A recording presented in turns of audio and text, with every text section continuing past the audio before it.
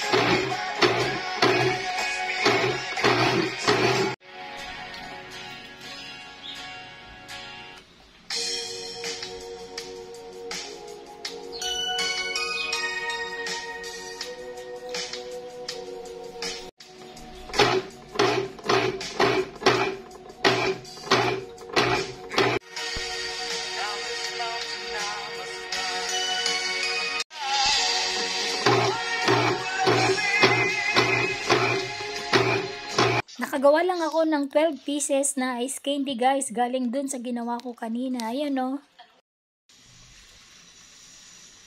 Ganda yung ice candy guys. Ang sarap.